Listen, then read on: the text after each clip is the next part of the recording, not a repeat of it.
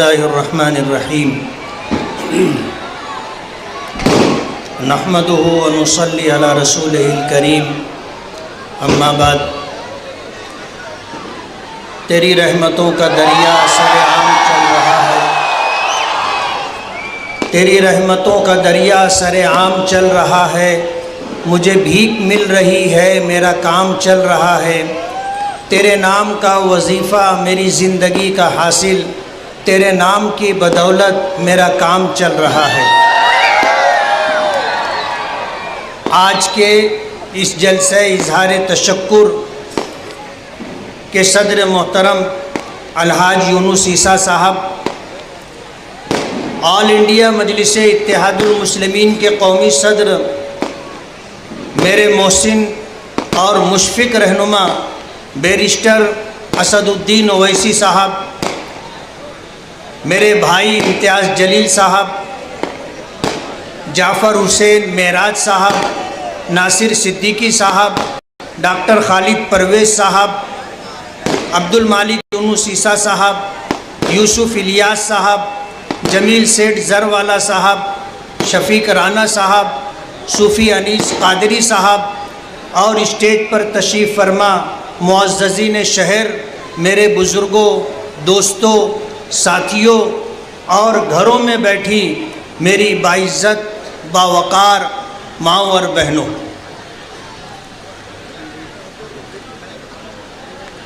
اپنی بات شروع کرنے سے پہلے میں اپنے رب کا شکریہ دل کی عطا گہرائیوں سے کرنا چاہتا ہوں۔ میری بیماری کے ایام میں جن ساتھیوں نے الیکشنی مہم کی باغ ڈور سنبھالی، جنہوں نے ہمیں مشوروں سے نوازا، ہمارے لیے دعائیں کی، ہماری ماؤں اور بہنوں نے روزہ رکھ کر میری صحت یابی اور کامیابی کے لیے دعائیں کی، میں ان سب کا مشکور ہوں۔ جنہوں نے میرے سر پر،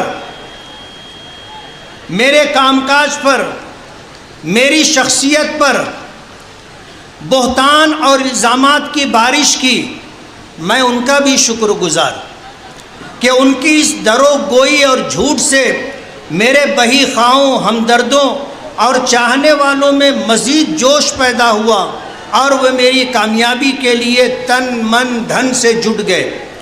میری ذات پر کیچڑ اچھالنے ہمارے قائد نقیب ملت اسد الدین اویسی صاحب اور اتحاد المسلمین پر فقرے کسے گئے، اور ہم نے، ہمارے بہی خواہوں نے جس صبر کا مظاہرہ کیا، اللہ تعالیٰ نے اس کا پھل بھی ہمیں کامیابی کی صورت میں عطا کیا، اور معزز ووٹرز کی لاج رکھ لی۔ وہ ذات باری جس سے بلند اور بالا تر ہے، اس کی عظمت کا کوئی بدل نہیں ہے، تدبیروں اور انسانی سوچ پر اس کا فیصلہ غالب آ جاتا ہے۔ وہ جھوٹ، درو گوئی، دھوکہ دہی کرنے والوں، الزام اور بہتان لگانے والوں اور اس ذات باری کو بھول کر غرور اور تکبر کی بات کرنے والوں کو پل بھر میں خاک میں ملا دیتا ہے، اور اس کا فیصلہ ہی آخری فیصلہ ہوتا ہے۔ یہی ہمارا ایمان اور یہی ہمارا عقیدہ ہے۔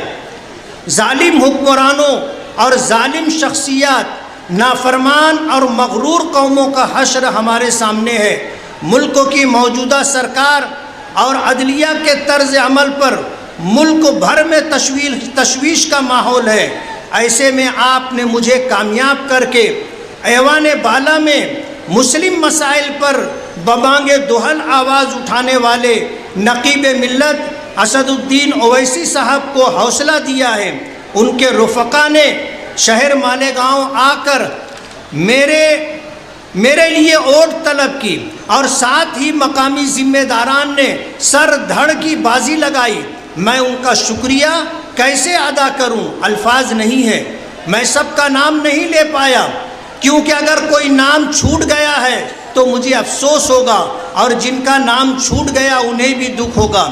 میں سب کا ایک بار پھر شکریہ ادا کرتے ہوئے وعدہ کرتا ہوں کہ بر وقت پیش آنے والے مسائل اور متعلقین کو لے کر مسئلے کے ازالے کے لیے کوشش کروں گا۔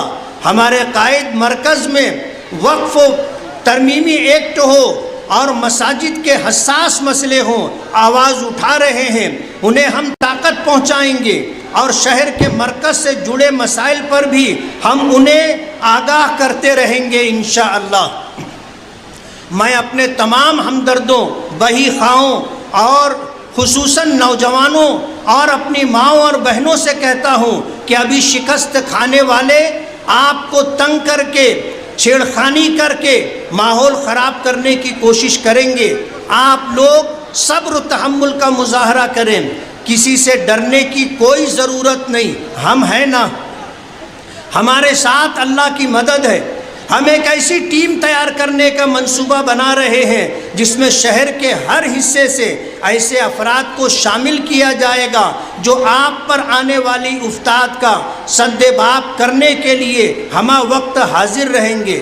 آخر میں پھر رب کائنات کا شکریہ اور آپ سب کا شکریہ ادا کرتے ہوئے یہ کہنا چاہوں گا کہ شہر میں کچھ لوگ اپنے تھوڑے سے مفاد کے لیے مسلمانوں کو برادری کے نام پر بانٹ کر کے رکھ دیا ہے۔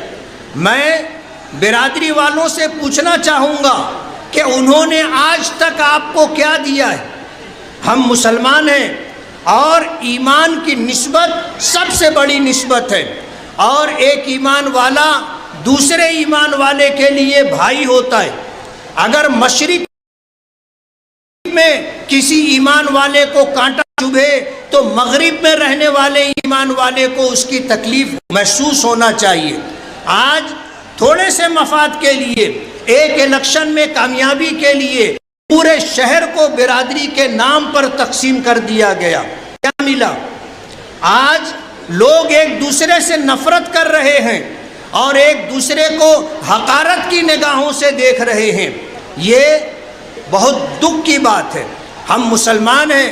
نبی کریم صلی اللہ علیہ وسلم نے جب مکہ مکرمہ فتح کیا تھا تو اس موقع پر آپ نے فرمایا تھا کہ کسی عربی کو کسی اجمی پر اور کسی گورے کو کسی کالے پر کوئی فضیلت نہیں ہے۔ اگر اللہ کے نزدیک کسی کا مقام ہے تو وہ تقوی کی بنیاد پر ہے۔ جو جتنا زیادہ اللہ سے ڈر کر کے زندگی گزارے گا وہ اتنا زیادہ اللہ کے نزدیک پسندیدہ ہوگا۔ فتح مکہ کا موقع تھا، نبی کریم صلی اللہ علیہ وسلم نے اعلان فرمایا تھا کہ جتنا زمانہ جاہلیت کا سود ہے میں اسے اپنے پیروں تلے رونتا ہوں، اور میرے چچا حضرت عباس کا جن لوگوں پر سود ہے قرضہ، میں سود معاف کرتا ہوں۔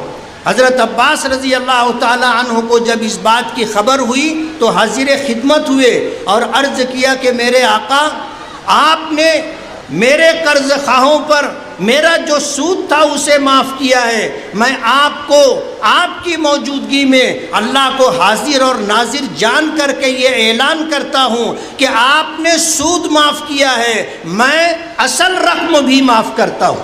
تاریخ اٹھا کر کے دیکھ لیں کہ خلفائے بنو عباسیہ نے 635 سال تک حکومت کی ہے، ورنہ یہ اقتدار ہمیشہ کسی کے پاس نہیں رہتا۔ 5 سال 10 سال آدمی اقتدار میں رہتا ہے، اس کے بعد یہ کرسی چلی جاتی ہے۔ لیکن کوئی نیکی ایسی ہوتی ہے اور اللہ کے نزدیک کوئی مقبول عمل ایسا ہوتا ہے جس کی بنیاد پر اللہ خدمت کا موقع دیتا ہے۔ پتہ نہیں اللہ کو ہماری کیا ادا پسند آئی۔ ہم گنہگار ہیں، نافرمان ہیں، لیکن اللہ نے ہمیں نوازا، اور اللہ کی نوازشات کے ساتھ آج پھر ہم آپ کے درمیان ہیں۔